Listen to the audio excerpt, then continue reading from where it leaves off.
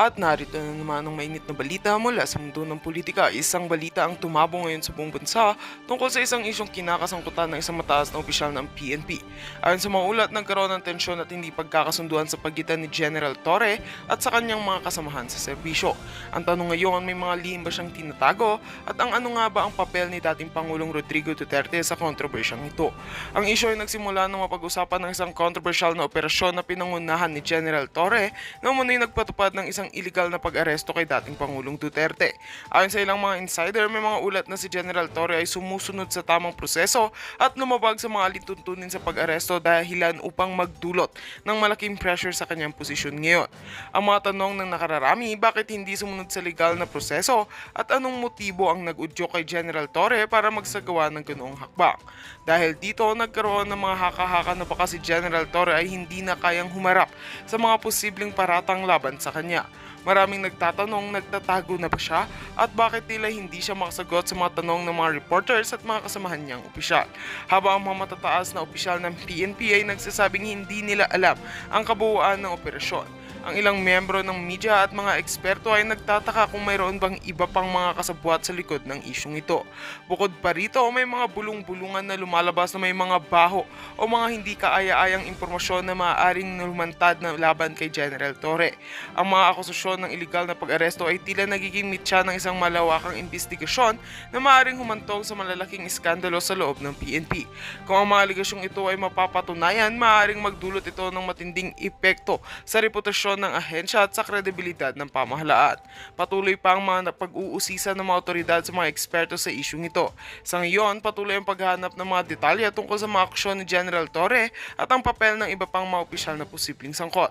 Sa mga darating na araw, inaasahang magkakaroon tayo ng mas malinaw na larawan ng buong issue. At yan nga ang mga balitang ating pagkakatutukan, at kung bago ka pa lamang sa aking channel ay huwag kakalimutang mag-like, share and subscribe para updated ka sa aming mga bagong balita dito sa Tatak Pinas.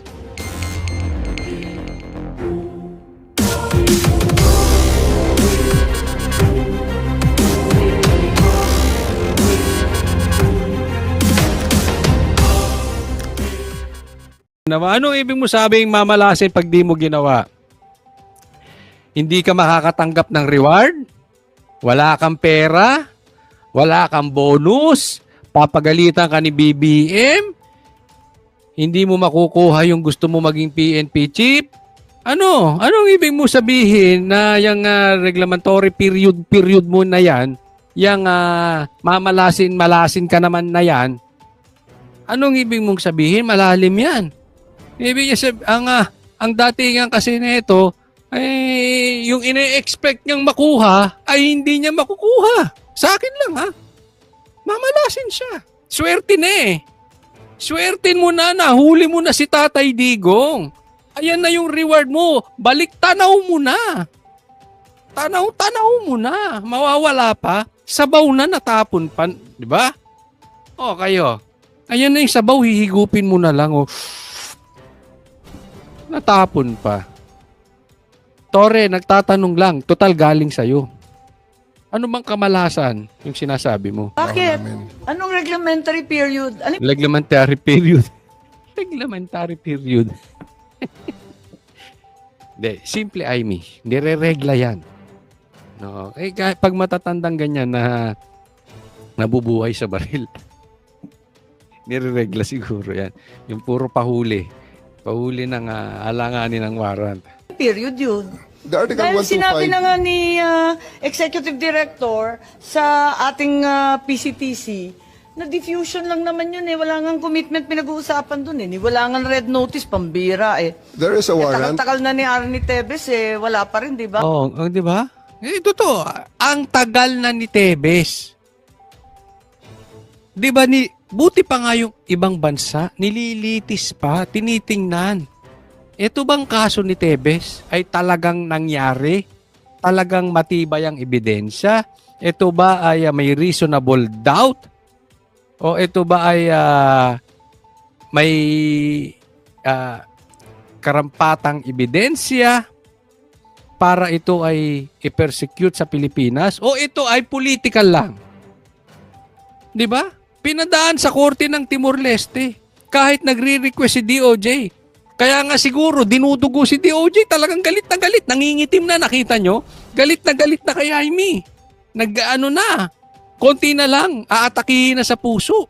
Inatake na nga ng pagsisinungaling itong magkapatid eh. Di ba? Inatake ng pagsisinungaling. Oo. May baka kasunod niyan eh, atakihin na ng ano to. Ay, naku, wag naman sana, no? Ng masamang atake sa puso. Tulad niyan, di ba? Bakit kayo nagmamadali samantalang ang ibang bansa nagmamalasakit sa Pilipino?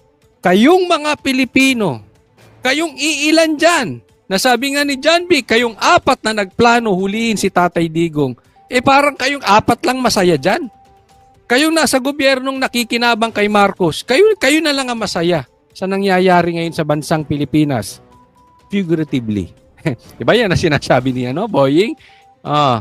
Na yung sinabi raw ng bata niyang abogado na si Utoy, ay sila daw ay competent judicial court. Ngayon, binabawi.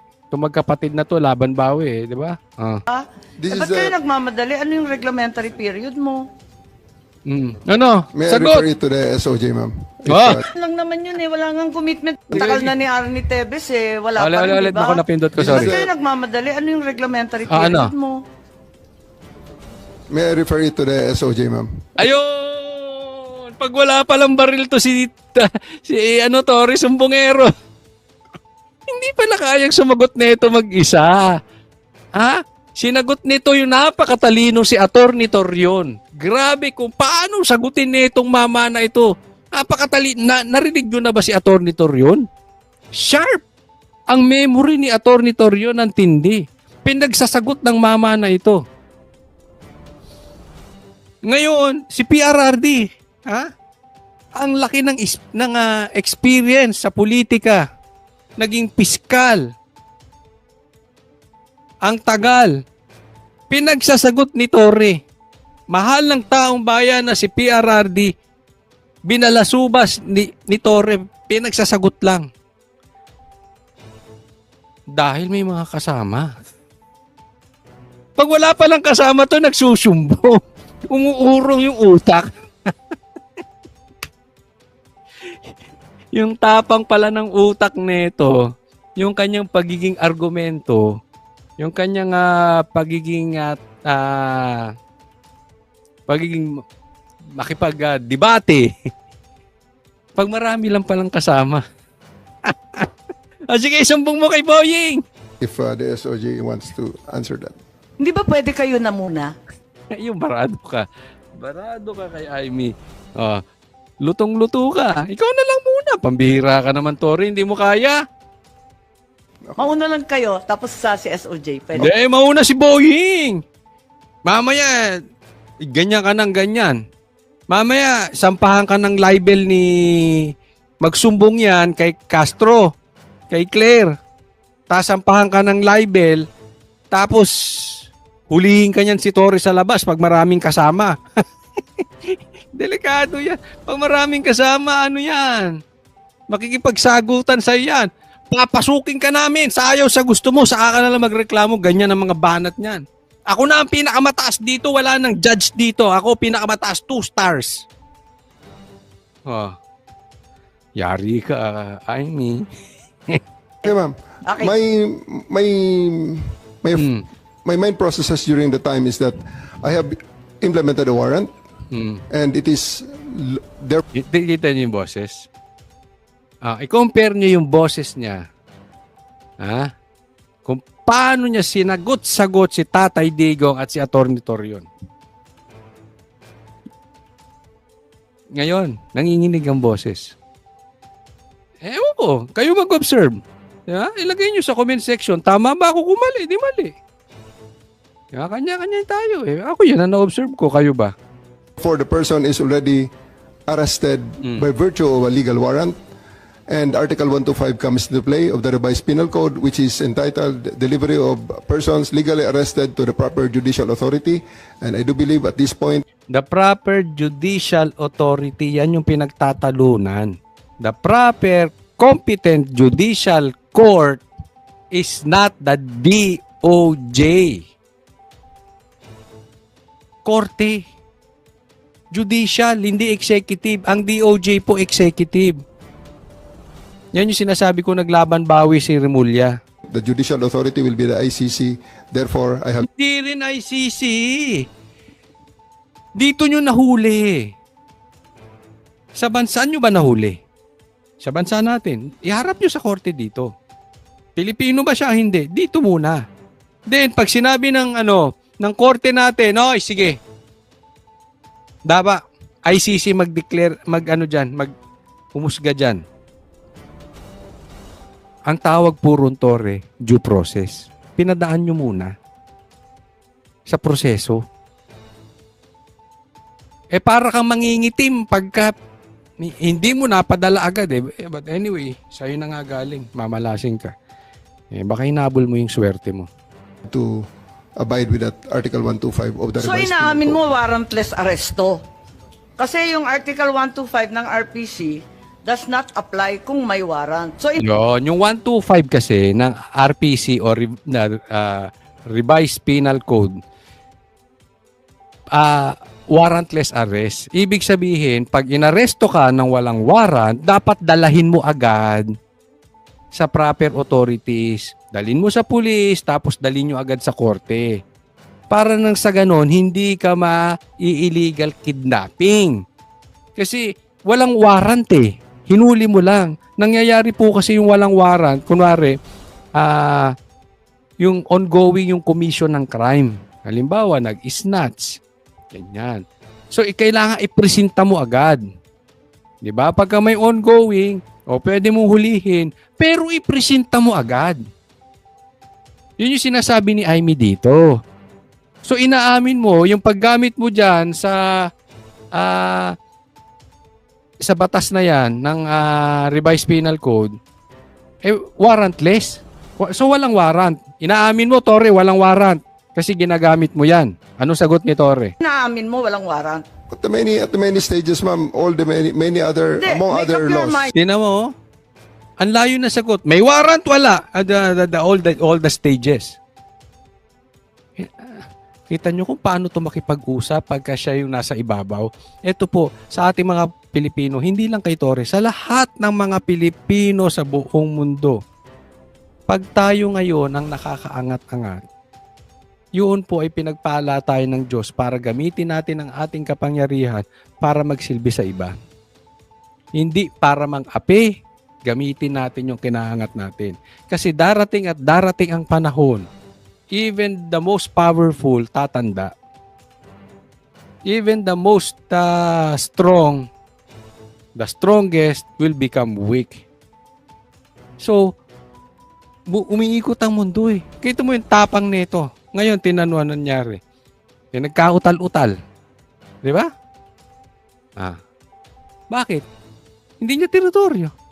Wala siyang bata-batalyon na pulis na kasama. General Torre, warrantless arrest ba to o may warrant? Kasi ang liwanag naman ng Article No, you decide. Ano na, Torre? May warrant o walang warrant? 125 ng Revised Penal I do Code. believe that I have a warrant at this. May warrant ka. Ba't ginagamit mo yung anong yan? Mali, actually, yung pagkakagamit niya dyan sa batas na yan, ng 125 ng RPC, mali. Time. I just don't want to be. Hindi walang reglementary period. Mamili ka.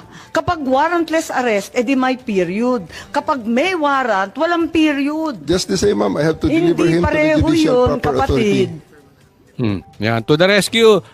To the rescue, Boying. Nasusukol na. Nagre-rescue na si Remulla. Nasusukol na. Ano ang gagawin ng isang Remulla pag sukol na? Tatanggapin ba yung pagkakamali? Mag-a-apologize? Ano, pag sukol na? Hindi magkapareho yun. The reglementary period only comes into play when there's a warrantless arrest in accordance with Article 125 of the Revised Penal Code. Di po ba? At saka may kinalaman yun sa delivery of the accused and arrested. Di po ba? And I'm being cautioned by the DOJ, ma'am, that it may be sub judice already. Yon, subjudice. Sukol na, subjudice. Yan ang Remulla. Di ba? So, pag kayo ang gigipitin,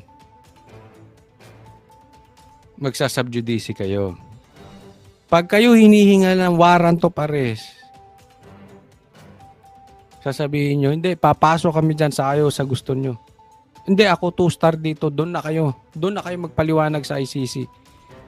Yan ang sinasabi natin. Di ba? To discuss that because of the habeas corpus pending in the Supreme Court, ma'am. Ayan. Subjudice, kasi ando na yung usaping habeas corpus na kaso sa Supreme Court. So, hindi na pwedeng pag-usapan yung merits of the case. So, lumulusot.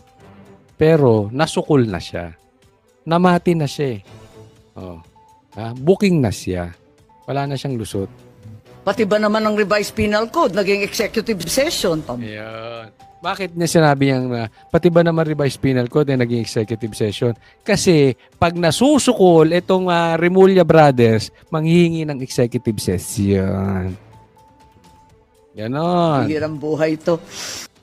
Sukol. Magaling dito, magaling. Okay, hindi ko po sinusuportahan again si Amy ha. Ilang beses kong sinabi, wag niyong iboboto ito. Kaya lang, tama siya dito. Sa pagkakataong ito, gamitin natin.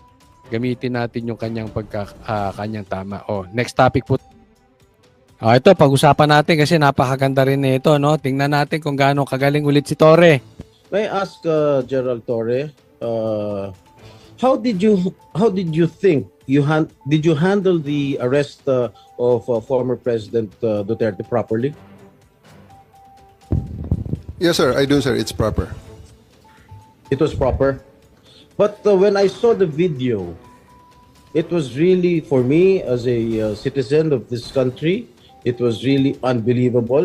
It was a very, very big disappointment. Because I can relate, General. Because when we were arrested way back 2001, together with my father, the same thing happened. All right, we were in the wee hours of the morning. We were the policemen barged in our hospital room at the Veterans Memorial Hospital. They were arresting us. They wanted us to be transferred to another detention cell because after the May 1 siege, at ano sabi ng mga pulis? Kalad ka rin na yan mga yan pag ayaw sumama. Ganyan, hindi ako nagtatanong lang sa mga pulis ha. Yung mga ganun ba kailangan pa? Yung kalad ka rin na yan. Hihilahin ko yan. Kasi, alam mo, kahit gaano ka-powerful ang tao, kung marami naman na kayo doon, hindi na naman magre-resist ng arrestong mga ito eh. Diba? Papayag na lang sila magpa-aresto kahit na sa tingin nila mali yung pagkaka-aresto siya kanila. Halimbawa, nung ginawa kay Tatay Digong, syempre andun yung asawa niya at yung anak niya. Kahit ako nasa lugar niya, kahit sa tingin ko, hindi ako dapat arestuhin. At andyan ang pamilya ko, kesa madamay at masaktan yung pamilya ko, susuko ako. So, hindi na kailangan yung hilahin ko to, sasaktan pa. Hindi na kailangan ng mga ganun eh. Ito ba'y nararapat sa tingin ninyo sa pag-uugali ng mga kapulisan natin? At the same time, when I saw the video, parang nag-flashback sa akin yung ginawa ng mga kapulisan ng araw sa amin. At ang sabi mo, hihilahin ko yan, hihilahin ko yan. Is that... Alam mo, nababastusan talaga. Kayo ba? Nabastusan kayo nung binabanggit ni Toria na hihilahin ko yan, hihilahin. And hindi ito masyadong pinalabas sa mainstream, ha? Is that what you said, Gerald Torre? Sir, it's already all optics and tactics already because No, it's already... Yung optics, tactics. Kailangan ba? Saguti. Ito si Torre pala, no? Ibang-iba siya pagka maraming kasama, no? Ngayon paikot-ikot siya. Pero very direct siya pag andyadyaan yung mga bodyguard niya. Marami siyang kasamang dibaril, marami siyang kasamang pulis. I'm asking you, did you say that? Hihilahin ko, hihilahin Yes, ko. sir. And I actually made good of it, sir. No, what prompted you to say that? Sir, I made good of it, sir. Sabi ko, sir, hihilain ko yan. And I went back to AS Medialdea, handcuff him. Bakit mo nga sinasabi? You know, your statements based on the video may reflect the PNP as an institution. Correct. Yun ang sinasabi ko. Alam mo, may mga kaibigan tayong pulis at nakakausap ko. Sinasabi nila mali itong ginawa ni Torre. At naiinis sila Dahil nga, damay sila eh. Ako naiintindihan ko yung mga pulis. Parang yung mga fake news vloggers ni Marcos, nadadamay tuloy. Tapos kaming sinisisi mga Duterte vloggers. Nadadamay. Same thing sa pulis. Nagagalit sila. Mali yun. Hindi mo kailangan gawin yun sa dating presidente. All the more sa matanda. Hindi naman kailangan eh. Ang dami-dami nyo na doon. Baka sabihin lahat mga ng ating mga kababayan, ganyan pala yung mga pulis. Masyadong wala man lang respeto sa matanda, sa isang dating pangulo. Ganon din ang ginawa sa amin eh. Can you justify why you said that Alam mo ako, naiintindihan ko to bagamat na sumablay to si Jinggoy that time, para sa akin, nung iniimbestigahan yung pagkabangag ni Marcos, no? Meron siyang mali doon. Pero ito lang, gusto kong i-discuss tong sinasabi niya na nangyari kasi sa kanila eh. So, alam mo, pagka meron nangyari sa inyong masama, dapat yun, meron kang kinakatandaan at natututo ka. Magiging advocate ka nung pangyayaring masama at iisipin mo, nagagawa ka ng paraan na yung nangyari sa amin ay hindi na mangyari sa iba. Exactly, dapat ganyan ang ginawa ni Marcos. Sila Marcos, tinangay sa palasyo. Pinala sa Hawaii. Nangyari sa tatay niya, yung tatay niya namatay sa ibang bansa. Yung tatay niya pinakulong ng Aquino and yet pinalibing ng Duterte. Dapat si Marcos may natutunan na. 'Di ba? Hindi ko nahahayaan na mangyari ito sa iba dahil masakit eh. Nangyari sa pamilya ko, masakit. Lalong-lalo na yung tinulungan ng pamilya ko, ipalabing yung tatay ko, nang dahil doon nakabalik ako bilang presidente, dapat hindi niya na ginagawa sa mga Duterte. Maling-mali doon si BBM sa katunayan. Halimbawa, ikaw ay biktima ng rape. Biktima ka ng meron kang namatay na kamag-anak. Di ba magkakaroon ka ng advokasya na ayaw mo sa rape, ayaw mo sa violence, at gagawa ka ng paraan. Instead, ang ginagawa ni Marcos kabaliktaran kasi alam mo, pagka may masamang nangyari sa inyo, may masakit na nangyari sa inyo, dalawa lang ang reaksyon ng tao.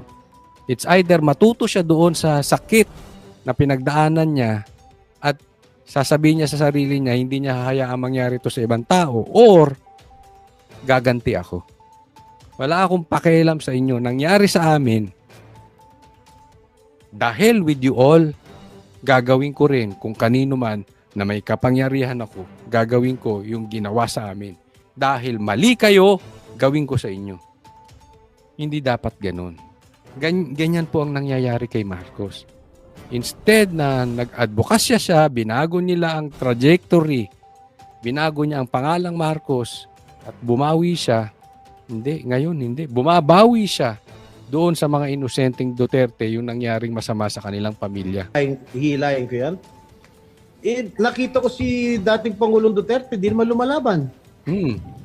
What prompted you to say that? Mr. Senator, respectfully, the threat of hihilayin ko na yan was not towards the president, the former president. It was ensued after a heated argument between his counsel and General Torre. In no way was the former president threatened with bodily harm. But still, president o si Medeldea man yun, or yung abogado man yun, si Acosta, hindi mo dapat ginagawa yan, Torre. Hindi kailangan, ang dami-dami nyo ron eh. Hindi mo kailangan maghurumentado. Yes, Who was addressing the sinasabihan ni General Torre? Was it the lawyer or was it the former President Duterte? Lawyer, sir, Attorney Miguel Dea. And actually, sir, after that, I actually went back to him, placed handcuff on him after reading him his rights and arrested him for obstruction of justice. And after that, Alright. sir, I brought him to the bus. Alam mo, mali yung obstruction of justice kasi abogado yun eh. May karapatan sa abogado si Duterte, PRRD. Came back again and told Attorney Delgra he's next. And again, sir, Alam mo kung bakit? Alam kong sinasabi nito. Ganyan din kasi sila sa amin nung sinugot yung KOJC. Obstruction of justice. Kinukunan lang. Hindi naman sila hinaharang eh. kinukunan lang. Ayaw nilang kinukuhanan sila.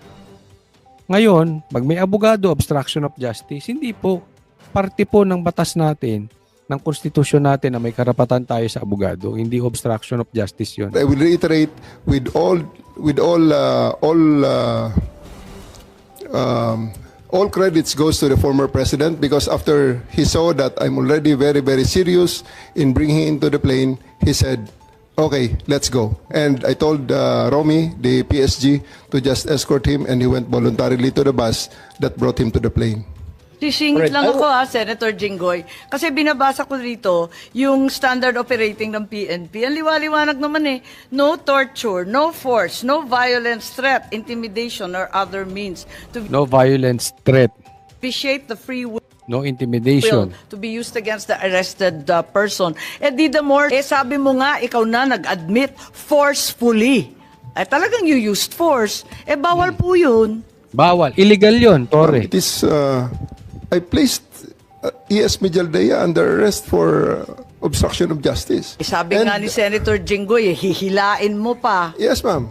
I did because I have to get into their heads to make them to make it. Hindi mo na very, kailangang hilahin. Kung pupusasan mo, pusasan mo.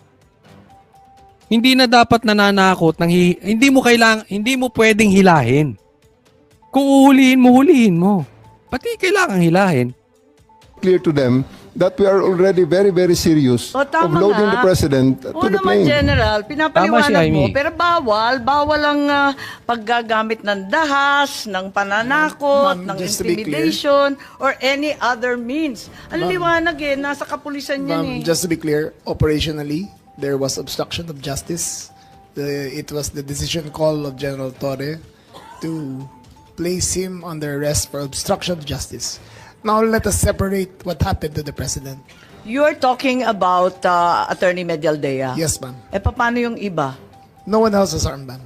Yung attorney. No, wait. Yung abogado. If I may, Senator Amy. Yes. Madam Chair. Ayan. Sino yung kinaladkad nung isang pulis? Yung security na nakaitim. I think it was General Torre na hinila yung isang abogado. Dalawa yun yung Acosta. abogado, hinila yung upuan, di ba? Tapos yung nakaitim Kailangan ba yun? na secure, kinaladkad din. Mm-mm.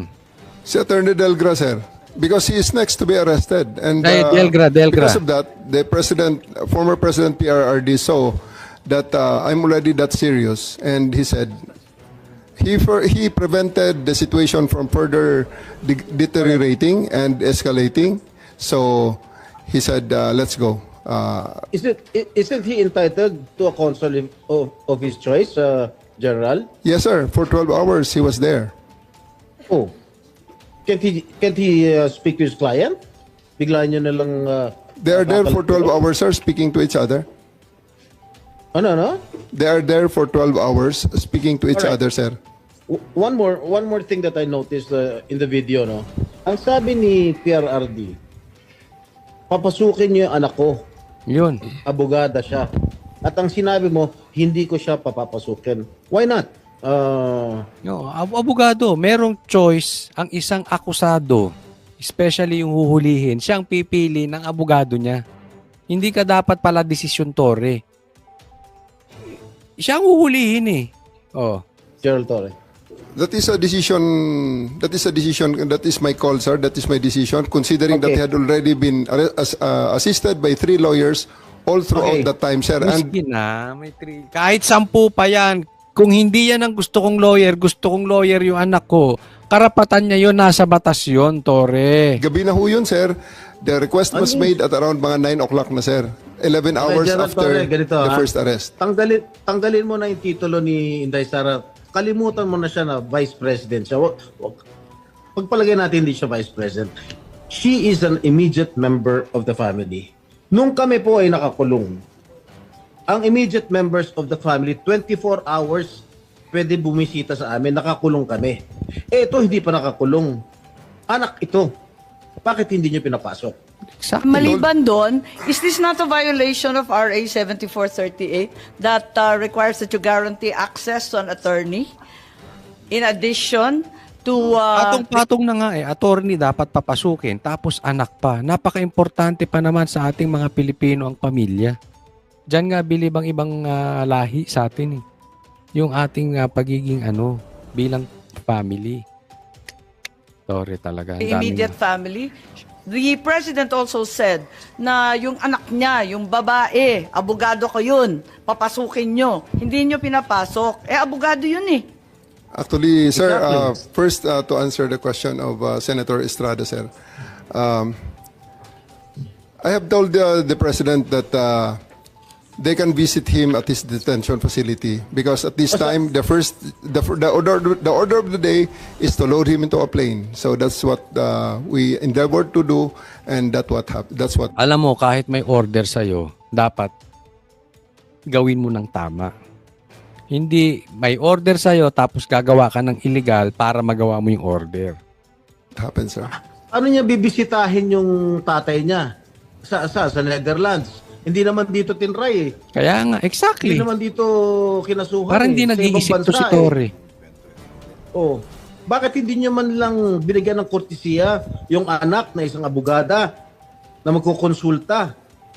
Katulad nga na sinabi ko kanina, yung mga nakakulong nga, 24 hours pwede bumisita ang immediate members of the family. Bakit ito hindi pa nakakulong, hindi niyo pinapasok yung anak? Sagot! Permission at that time, sir, is to deliver him to the My God. body who Kahit issued the anong warrant, mangyari. sir. Paulit-ulit si Torre, napansin nyo? Yung obligasyon niya. Yung obligasyon mo, hindi dapat gumawa ng illegal. Sa batas yan. Nasa batas yan, General. Immediate members of the family, lawyers, priests, etc., etc. I should know. Nanggaling ako dyan. Tapos ito, hindi naman nakakulong. Again, I am not defending President Duterte. I'm just explaining the rights of an accused. Because naging akusado rin ako. And I don't want that to happen to anybody else. Yun sinasabi ko. Pag nangyari sa inyo yung sakit, dalawa lang ang reaksyon ng tao. Ayoko mangyari to sa iba. Or gagawin ko to sa iba kasi nasaktan ako, gaganti ako. Tamaan ako sinong tatamaan. Basta papasok kami. Parang ganun eh. Dapat naman nagbigay kayo ng konting kortesiya o respeto man lang sa mga dating presidente dahil naranasan namin yan nung kinulong